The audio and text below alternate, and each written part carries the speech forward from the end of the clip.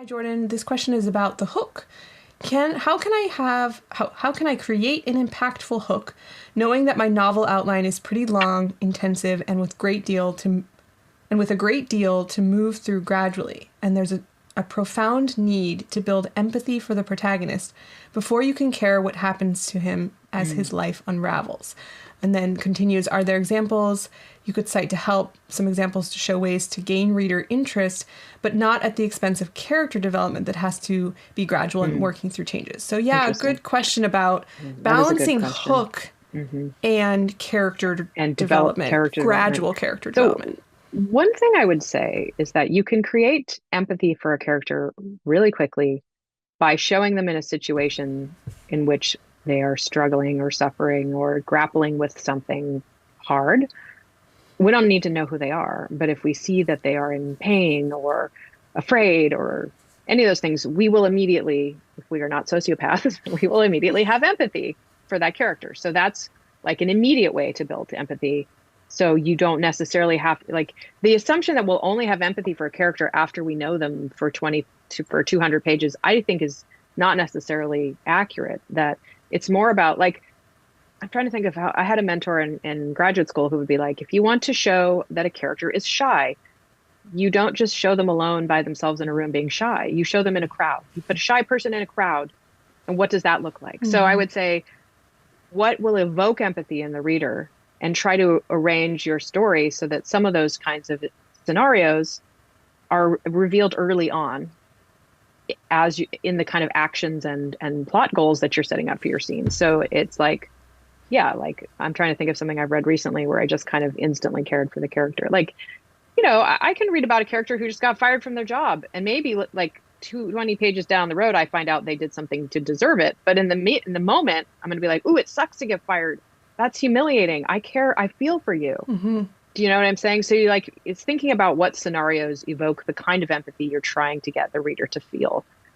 And then hook again. I think people struggle with scene hooks because sometimes they haven't figured out their plot hook. So again, I keep hawking your class because I've found that once people really understand what their plot is, the scene writing comes so much easier. So if you understand your story's inciting incident and you understand the key plot beats and what has to happen where, then writing those scenes is a lot more. The hooks kind of follow, I would say. But sometimes it takes a long time for us to figure out, like, what is the story I'm trying to tell? What is the real meat and the engine of this character's story? Like, maybe these cool, wild things happen to them, but like, is it about them, overcoming, I don't know, I can't think on the fly about a plot, but I don't know if that answers. Yeah, I absolutely agree. I think there's such a balance between plot and character development, and you can't do one without the other, but it does sort of become a chicken or an egg thing. And I think you sort of, as a writer, you're going to gravitate toward telling the character story first versus telling the plot first. I tell the plot first.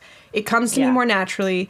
And then as soon as I come up with a plot element, I can immediately go, oh, I can see now why that would challenge the character, or that could bring out a character development or character trait that I want to show.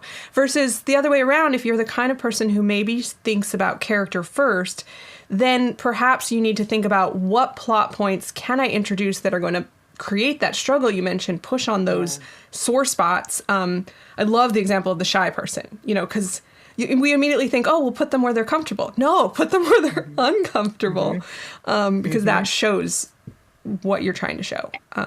And what you're saying about plot is, like, plot to me reveals character. When you put characters in scenarios of struggle and tension, they show you who they are. And I'm sure, like, most writers have that experience of, like, you start out writing a story and then your character does something you didn't pre-plot. It happens. It's almost like magic, right? Messy magic. So I think that that's why plot and character development, instead of trying to like rack your brain for all this character development, work on the plot and see what kind of character emerges. And if you're not satisfied with that character, then you can go back and do more character development. But I think the story kind of pushes the character into being in a lot of ways. Yeah, agreed. Okay. If you enjoyed this video, we've got a lot more on writingmastery.com. Check the description for links to our blog, free writing tools, and more. Happy writing.